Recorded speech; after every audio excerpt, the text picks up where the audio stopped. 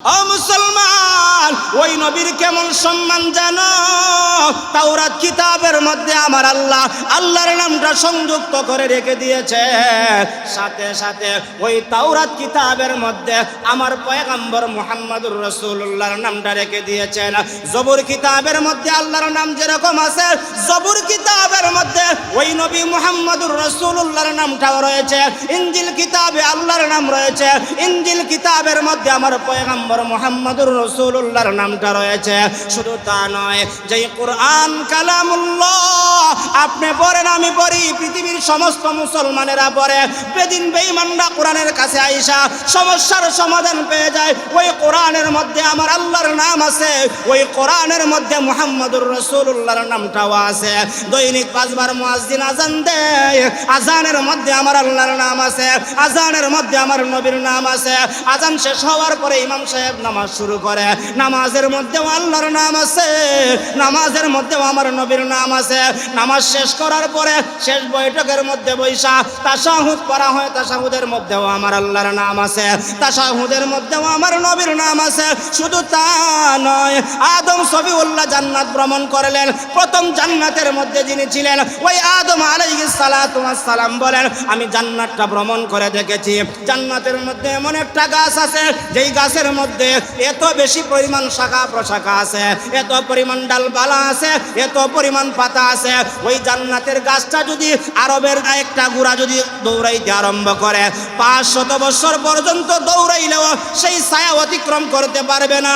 কিন্তু ওই গাছের প্রত্যেকটা পাতার মধ্যে আল্লাহ পাকের নাম যেরকম ভাবে লেখা আছে, প্রত্যেকটা পাতার মধ্যে আমার নবী, আপনার নবী, দু জাহানের সরদার নবী মুহাম্মদুর রাসূলুল্লাহর নামটা পর্যন্ত যিনি লেখে রেখে দিয়েছেন, একটা জবানও বন্ধ রাখবেন না। তিনি কে? আরো জোরে আওয়াজ দিয়া বলেন, তিনি কে? শুধু তা নয়, শুধু তা নয়, আল্লাহর পয়গম্বর বলেন, জান্নাতের মধ্যে যতটা দরওয়াজা আছে দেখবেন প্রত্যেকটা দরওয়াজার মধ্যে আল্লাহর নাম আছে। সাথে সাথে প্রত্যেকটা দরজার মধ্যে অন্য কোন নবীর নাম পাবে না, একমাত্র কেবলমাত্র সরকারে দু আলম নবী মুহাম্মদুর রাসূলুল্লাহর নামটা প্রত্যেকটা জান্নাতের দরওয়াজার মধ্যে আমার আল্লাহ রেখে দিয়েছেন। ও মুসলমান, আজকে ওই নবীর উম্মত হইলা, ওই নবীর আগমনের মাস পাইলা, মুসলমান নামাজ পড়লা না, ওই নবীর উম্মত হইলা, নবীর সুন্নত পালন করলা না, ওই নবীর আদর্শওয়ালা উম্মত হইলা, নবীর সুন্নত তরিকা মতো জীবনটা চালাইতে পারলা না, তুমি কপাল পুরা, তুমি কপাল পুরা, তোমার চাইতে কপাল পুরা আর কেউ হতে পারে না। তুমি যদি নবীর আদর্শওয়ালা উম্মত দাবি করো, জেনে রাখো, কাল কিয়ামতের কঠিন ময়দানে কেউ তোমার সুপারিশ করবে না। ওই নবী মুহাম্মদুর রাসূলুল্লাহ তোমার সুপারিশ কইরা তোমাকে আল্লাহর তরি জান্নাতের মেহমান বানায়া দিবে। ওই নবীর সুপারিশ পাইয়া আমরা জান্নাতে যাইতে চাই কি চাই না? নবীজির মা আমেনা বলেন, আমার সন্তান দুনিয়াতে আগমন করলেন, বরকত পেতে লাগলাম, বরকত দেখতে লাগলাম। এমন কি আমার সন্তান দুনিয়াতে আগমন করার পরে আরবের প্রথা ছিল, আরবের নিয়ম ছিল, সন্তান ভূমিষ্ঠ হলে অন্যান্য মহিলাগণ আইসা সন্তানগুলো নিয়ে নিবে দুধ পান করানোর জন্য। নিজের মা তার সন্তানকে দুধ পান করাইবে না, অন্যান্য মহিলাগণ আইসা সন্তান নিয়ে যাবে, দুধ পান করাইবে। তাদেরকে একটা উপটোকন দেওয়া হবে। মক্কার একটা বাজার আছে, যেই বাজারের মধ্যে মানুষগুলো তার সন্তান নিয়ে যায়। ওখান থেকে ভিন্ন দেশের মহিলারা আইসা সন্তানগুলোকে নিয়ে যায়। দুধ পান সময় সীমা শেষ হয়ে যাওয়ার পরে উপটোকন নিয়ে সন্তানকে আবার মায়ের কাছে ফিরাইয়া দেয়। নবীজির মা আমেনা বলেন, আমার সন্তানকে নিয়ে আমিও বাজারের মধ্যে গেলাম। আমার সন্তানকে নেওয়ার জন্য সবাই কাছে আসে। সন্তানের চেহারা দেইকা মায়া আর মহব্বত সৃষ্টি হয়। কিন্তু যখন শুনে ওই সন্তানের বাবা দুনিয়াতে নাই, উপটোকন কম পাবে, সেজন্য সন্তান নিতে কেউ রাজি হয় না। কারণ সন্তান তো মহিলারা নেই, তারা বিনিময় পাওয়ার জন্য সন্তান দুধ পান করাবে, আর দুধ পান সময় সীমা শেষ হয়ে যাওয়ার পরে তাদেরকে একটা উপটৌকন পুরস্কার দেওয়া হবে। কিন্তু যেই সন্তানের বাবা নাই, এতিম সন্তানের ফ্যামিলি থেকে কি আর উপটৌকন পাওয়া যাবে, কি আর এরকমভাবে বিনিময় পাওয়া যাবে? সেজন্য নবীজিকে দেখে তাদের মহব্বত লাগে, কিন্তু সন্তান নিতে কেউ রাজি হয় না। তায়েফ থেকে একটা কাফেলা আসলো। কাফেলার মধ্যে অনেক মহিলা ছিল। অনেক মহিলার মধ্যে একজন মহিলা ছিল, যেই মহিলারও একটা সন্তান আছে, যেই মহিলারও একটা দুধের সন্তান আছে। স্বামীকে নিয়া, দুর্বল একটা উট নিয়া দুইজন মানুষ ওই উটের মধ্যে আরোহণ করে মক্কার বাজারে আসলেন। মক্কার বাজারে আসার পরে এবার সন্তান তালাশ করতেছেন। সুন্দর সুন্দর সন্তান দেখলেন, গার্জেনের সঙ্গে কথা বললেন। গার্জেন বলে, তোমার সন্তান আছে, তোমাকে আমরা সন্তান দিব না, কারণ তুমি তোমার সন্তানকে লালন পালন কেমনে করবা? আবার সাথে সাথে আরেকজন সন্তান নিলে দুইজন সন্তান লালন পালন করতে তোমার কষ্ট হবে। সেই জন্য সেই মহিলাকে কেউ সন্তান দিতে রাজি নয়। এই দিকে নবীজির মা আমেনা বলেন, আমার স্বামী না থাকার কারণে, স্বামী দুনিয়া থেকে বিদায় হয়ে যাওয়ার কারণে, আমার সন্তান এতিম হওয়ার কারণে আমার সন্তানকেও কেউ নিতে রাজি না, ওই মহিলাকে কেউ সন্তান দিতে রাজি না। তার সন্তান থাকার কারণে সবাই যার যার সন্তান নিয়ে চলে গেল। ওই ভাগ্যবতী মহিলা হযরতে হালিমাতুস সাদিয়া যার নাম, ওই মহিলা স্বামীর সঙ্গে পরামর্শ করলেন, ও প্রাণের স্বামী আমার, আমরা তো এসেছি সুদূর তায়েফ থেকে সন্তান নেওয়ার জন্য, আমাদেরকে কেউ সন্তান দেয় না। ওই যে একটা এতিম সন্তান বসে আছে, ওই সন্তানকে আমরা নিয়ে যাই। খালি হাতে ফেরত যাওয়ার চাইতে একটা সন্তান নিয়ে নেওয়াই তো ভালো। কি বললো? আমাদেরকে কেউ সন্তান দেয় না আমাদের সন্তান থাকার কারণে, আর এই শিশু সন্তানকে কেউ নেয় না তার বাবা না থাকার কারণে। এতিম সন্তান হিসাবে উপটুকুন ভালো পাওয়া যাবে না। স্বামী সিদ্ধান্ত দিল, আচ্ছা ঠিক আছে, যেহেতু আমরা আসছি মক্কায় সন্তান নেওয়ার জন্য, যেহেতু আমরা কোনো ভালো সন্তান পেলাম না, এতিম একটা সন্তান পাইলাম, ওই সন্তানকে আমরা সাথে নিয়ে যাই। দেখেন, স্বামী আর স্ত্রী দুইজনে পরামর্শ কইরা আমেনার কাছে আসলেন। আমেনার কাছে আইসা বললেন, আমেনা শোনো, আমাদেরও কিন্তু একটা সন্তান আছে, জেনে শুনে তোমার সন্তান যদি দিতে চাও আমরা নিতে রাজি আছি।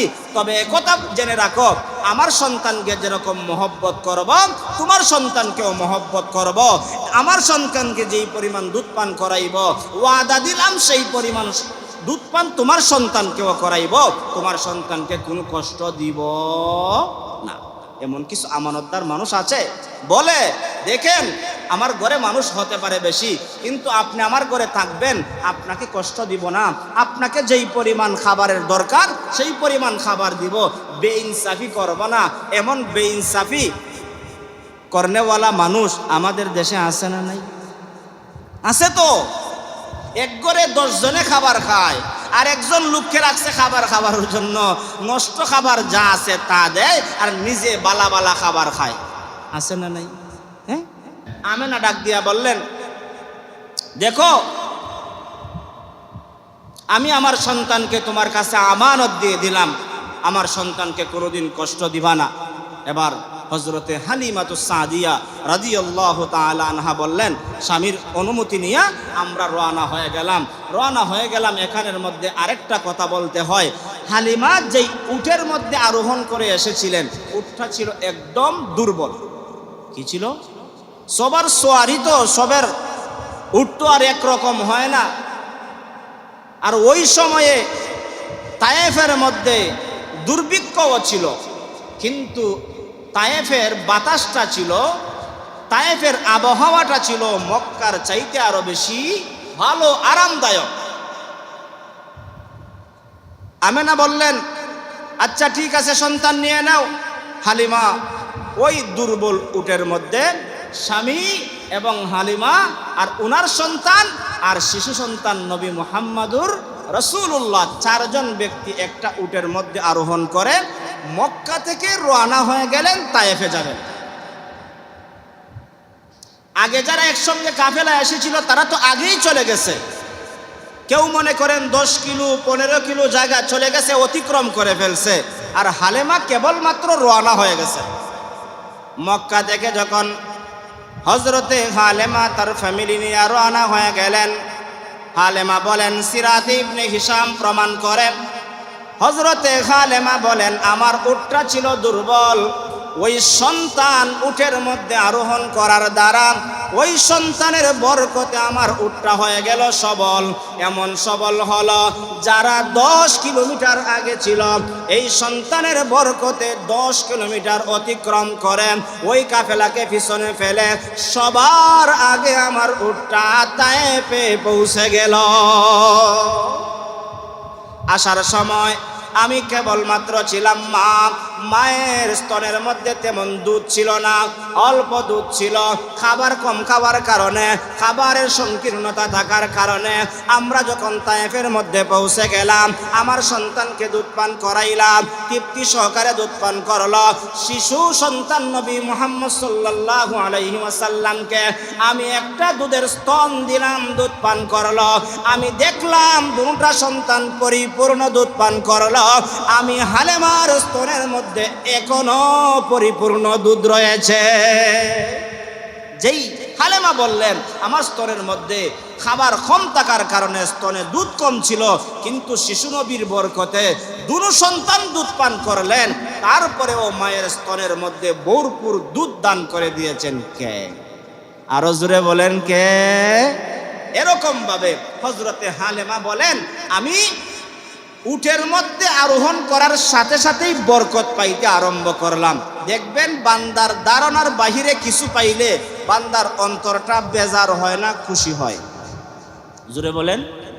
আপনি মনে করছেন হয়তো আপনি এই মাসে ব্যবসা করে 10 থেকে 15,000 টাকা লাভ করবেন, কিন্তু মাস শেষে আপনি যখন খাতা টান দিছেন যা দেখেন মোটামুটি 80,000-এর উপরে। ধারণা করছিলেন 15 থেকে 20,000, পাইলেন কত? 80,000। ওই দিন দোকান থেকে বাড়ি পর্যন্ত আসার সময় তার মনটা, অন্তরটা বেজার থাকবো না, খুশি থাকবো। কেমন খুশি? অতিরিক্ত খুশি। খুশির উপরে যদি কোনো খুশি থাকে তাহলে সেটা হবে মহা খুশি। কেন? তার ধারণার বাহিরে হয়ে গেছে। হযরতে হালেমা বলেন, আমি এত বেশি খুশি, এত বেশি আনন্দিত। আমার স্তরের দুধ ছিল না, আমার উট দুর্বল ছিল, আমার ঘরে খাবার ছিল না। আমি দেখতেছি আমার উটও সবল হয়ে গেল, উটের স্তনের মধ্যেও ভরপুর দুধ হয়ে গেল, সাথে সাথে আমার স্তনেও দুধ পরিপূর্ণ হয়ে গেল। আমি ঘরে আসলাম, আমার ঘরেও বরকত হয়ে গেল। শুধু তা নয়, আমার উটের পাল ছিল, সাথে সাথে ছাগলেরও পাল ছিল।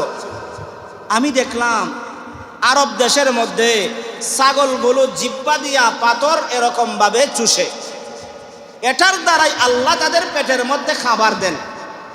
কিন্তু একটা ছাগলের স্তনের মধ্যেও কোনো দুধ নাই, দুর্ভিক্ষ থাকার কারণে। শিশু নবীর বরকতে আল্লাহ এত বরকত দিয়েছেন। হালেমা বলেন, আমি সকালবেলা ছাগলের পালের মধ্যে গিয়া দেখি প্রত্যেকটা ছাগলের স্তনের মধ্যে পরিপূর্ণ দুধের ব্যবস্থা হয়ে গেছে। সুবহানাল্লাহ, জোরে কইতা নাই? এই সংবাদ কি আর হালিমার ঘরে রয়ে গেছে? আশপাশে যাদের ছাগল আছে, যাদের ছাগলের কাফেলা আছে, প্রত্যেকের কানে কানে পৌঁছে গেছে। হালিমা এরকম পাইল কেমনে? শুনে রাখো রাখালেরা, হালিমার ছাগল যেই জায়গায় খাবার খায় সেখানেও তোমাদের ছাগলগুলো নিয়ে যাইবা, দেখবা তারা কি খাওয়ায়। দেখা যায় হালিমার ছাগলে যেই পাথরের মধ্যে চুষে, তাদের ছাগলেও সেই ছাগল এই পাথরের মধ্যে চুষে, কিন্তু হালিমার ছাগলের মধ্যে বরকত হয়, তাদের ছাগলের মধ্যে বরকত হয় না। এগরে বরকত হওয়ার পিছনে কারণ কি? রহমতে আলম নবী, যিনি দুজাহানের সরদার হবেন, যিনি উম্মতের কান্ডারি হবেন, যিনার বরকতে আল্লাহ হালিমার ঘরে বরকত দিয়েছেন, তিনি আর কেউ নয়, তিনি হলেন নবী মুহাম্মদুর রাসূলুল্লাহ সাল্লাল্লাহু আলাইহি ওয়াসাল্লাম। হযরতে হালিমা বলেন, সংক্ষিপ্ত কথা, আমি আমার এই দুধের সন্তানকে দুধ পান করাই। দিন যায়, রাত্র পোহায়, মাস যায়, বৎসরের পর বৎসর গিয়ে 2 বৎসর অতিক্রম হয়ে গেল। দুধ সীমা অতিক্রম হয়ে যাওয়ার পরে এবার আমার পালা হলো, আমি আমার এই দুধের সন্তানকে তার ওয়াদা অনুযায়ী মায়ের কাছে ফিরাইয়া দিব। কি করব? মায়ের কাছে ফিরাইয়া দিব। তিনি ওই তায়েফ থেকে মক্কায় রওনা হয়ে গেলেন। মক্কায় রওনা হয়ে নবীজি সাল্লাল্লাহু আলাইহি ওয়াসাল্লামের মা আমেনার কাছে আনলেন। আমেনার কাছে আইনা বললেন, দেখেন আপনার ওয়াদা অনুযায়ী আপনার সন্তান আপনার কাছে ফিরাইয়া দিলাম। এবার দুজনে কথোপকথন করতেছেন, হালিমা আর আমেনা দুইজন কথোপকথন করে এক পর্যায়ে বললেন, আমাদের দেশের বর্তমান পরিস্থিতি তেমন ভালো না, আরও যদি কয়েকদিন আমার সন্তানকে তুমি নিয়ে নাও। হযরতে হালিমা বলেন, আমারও মনের ভিতরে ইচ্ছা, এই সন্তানকে তো আমার ফিরিয়ে দিতে মন চায় না, কারণ যার মাধ্যমে আমি বরকত পাই তাকে ফিরিয়ে দিতে পারি না। যেহেতু তুমিও রাজি আমিও নিতে রাজি, তোমার সন্তানকে আমার কাছে আরো কিছুদিনের জন্য দিয়ে যাও। সিরাতের কিতাব প্রমাণ করে দ্বিতীয়বার নিয়ে যাওয়ার পরেও আরো 2 বছর তিনি শিশু নবীকে তার ঘরে রেখেছেন, তার ঘরে বরকত পেয়েছেন। একটা কারণে তিনি ফিরিয়ে দিলেন, তিনি যখন বিকালবেলা একদিন খেলার মাঠের মধ্যে গেলেন ভাইদের সঙ্গে, ওই ভাইয়ের সঙ্গে যাওয়ার পরে মাঠের মধ্যে একটা দুর্ঘটনা ঘটে গেল। দুর্ঘটনাটা কি ছিল? যদিও বাহ্যিকভাবে দুর্ঘটনা, কিন্তু যেটা ঘটাইছেন তিনি কে? আল্লাহ। ঘটনাটা এরকম ঘটে গেল, নবীজি মাঠের মধ্যে এরকম ভাবে খেলাধুলা করতেছেন, তাদের খেলা দেখতেছেন। এক পর্যায়ে আগন্ত ফেরেশতা আইসা নবীজির বক্ষ বিদীর্ণ করলেন, সিনাটা চাক করলেন, যেটাকে আমরা বর্তমানে অপারেশন বলি। এই অপারেশন কইরা নবীজির কলবটা বের করলেন। এই কলবটাকে জমজম কূপের পানি দিয়া ধৌত করলেন, আবার সেটা জায়গায় রেখে আবার সিনা চাক করে পরিপূর্ণ করে দিলেন। এই দৃশ্যটা ওনার দুধ ভাই আব্দুল্লাহ দেখে ফেললেন। আব্দুল্লাহ দেইকা মায়ের কাছে, হালিমার কাছে গিয়া বললেন, মা, আমার দুধ ভাইয়ের এই দৃশ্য দেখেছি। এবার মা দৌড়িয়ে আসলেন, আয়সা দেখলেন ছেলের সন্তান সুস্থ, কিন্তু ঘটনা যে ঘটেছে এর জন্য মায়ের অন্তরে একটা ভয় ঢুকে গেছে। এবার হালিমা বললেন, আমি চিন্তায় চিন্তিত, পেরেশান, যদি আমি আমার ঘরে থাকা অবস্থায় মুহাম্মদের কোনো কিছু হয়ে যায়, আমি তো আমেনার কাছে গিয়ে কোনো জবাব দিতে পারবো না। আশঙ্কায় পড়ে গেলেন, চিন্তায় টেনশনে পড়ে গেলেন। এজন্য তিনি বাড়িতে না রাইখা আবার মক্কায় নিয়ে গেলেন। মক্কায় গিয়া আমেনার কাছে সন্তান ফেরত দিলেন। ফেরত দেওয়ার সময় একটা কথা বললেন, ও আমেনা শোনো, আমি তো আমার বয়সে তায়েফের মধ্যে অনেক সন্তান আমি দেখেছি, আমার বয়সে আমি অনেক সন্তান লালন পালন করেছি। আমেনা গো, শোনো রাখো, এত সুন্দর সন্তান শিশু আমি আর কোনোদিন দেখি নাই। সিরাতের কিতাব প্রমাণ করে। সাথে সাথে আমেনা জবাব দিয়ে দিলেন, ওগো হালিমা, তুমি তো শহরের একটা এলাকায় থাকো, আমি তো প্রাণ কেন্দ্রে থাকি, মক্কায় থাকি, আরবের মেন জায়গায় থাকি।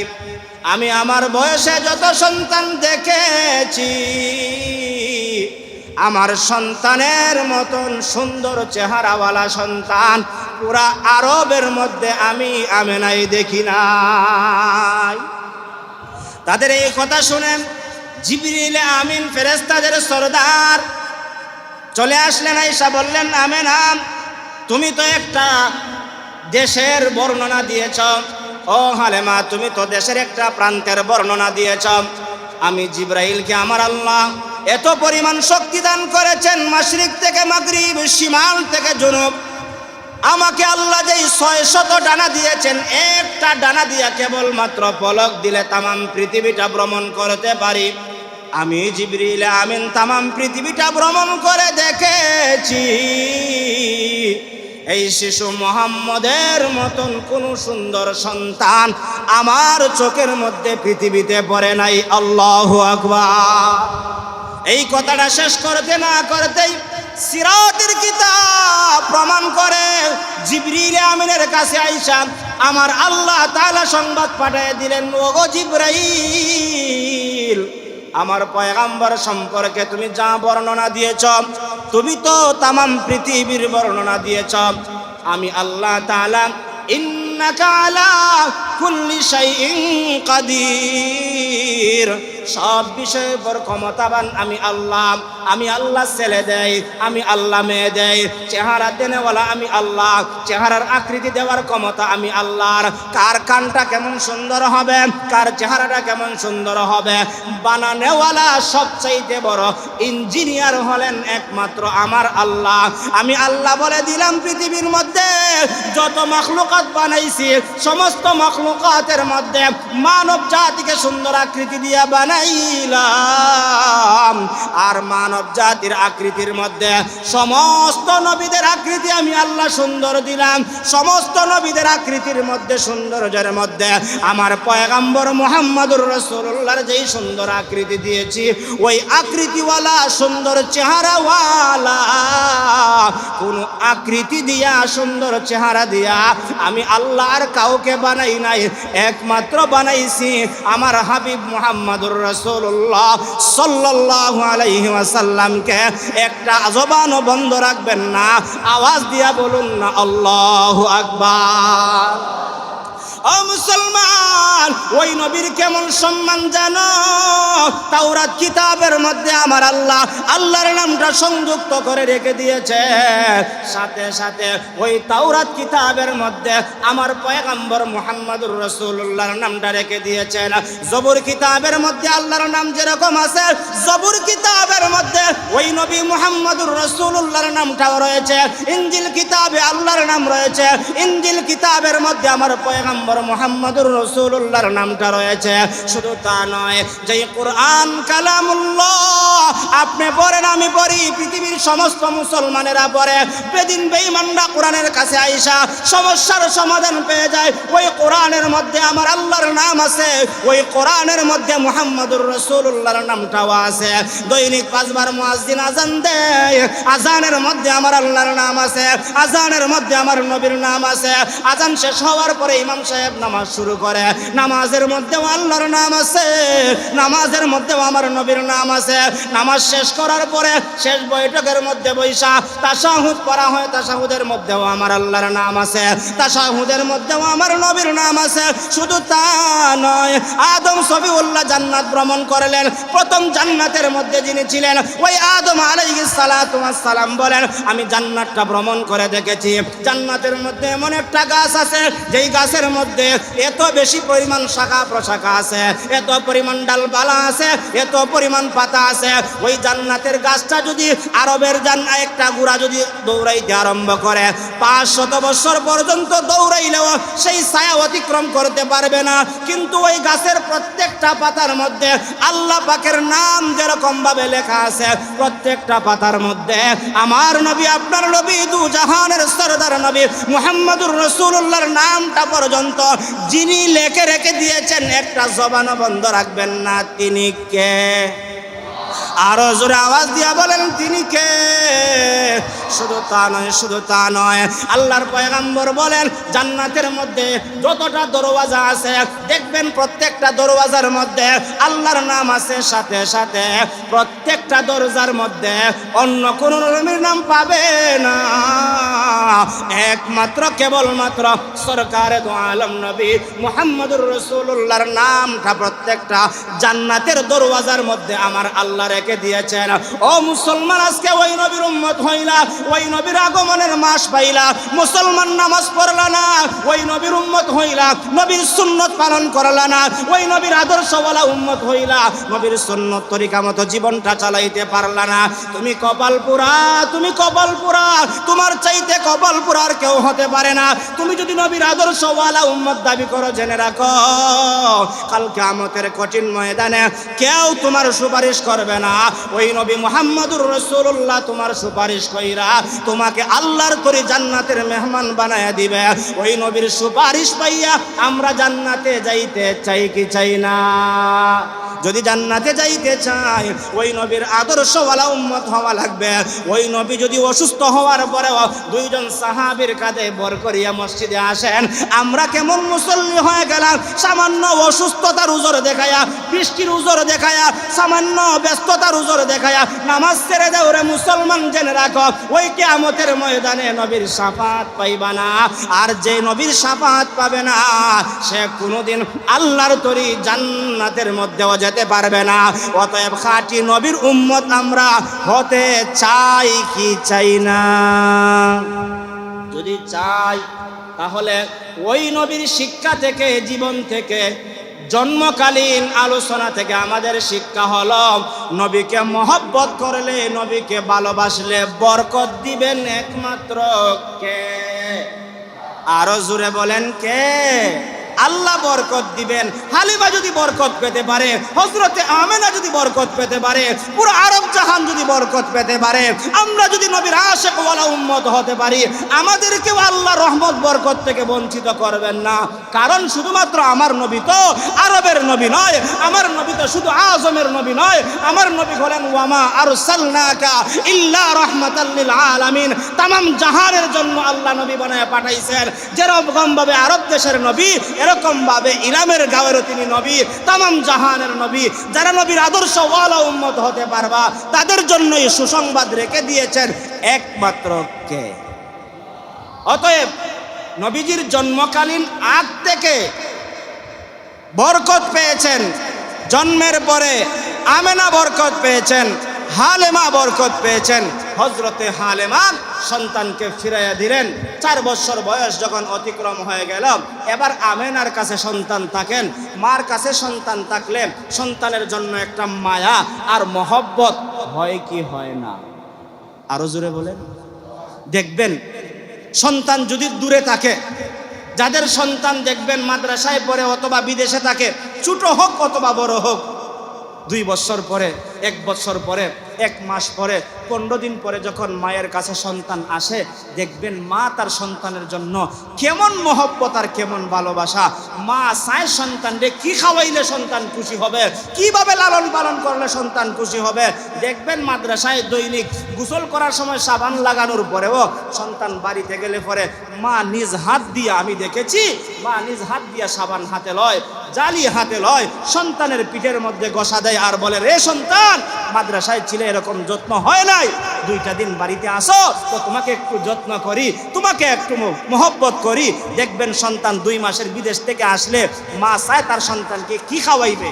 সন্তান খাবারের জন্য আক্ষেপ নয়, এত খাবারের জন্য তার এত হাহাকার নয়, কিন্তু মা কেন খাওয়ায়? মহব্বত কম থাকার কারণে না বেশি থাকার কারণে? বেশি থাকার কারণে। হযরতে আমেনা বলেন, 4 বছর তো ছিল হালিমার কাছে সন্তানকে, এবার আমি যখন পাইছি আমার সন্তানের জন্য মায়া আর মহব্বত কম না বেশি, আমার সন্তানের জন্য মায়া। আমার সন্তানকে সকালে সন্ধ্যায় সব সময় আমি দেখাশোনা করি।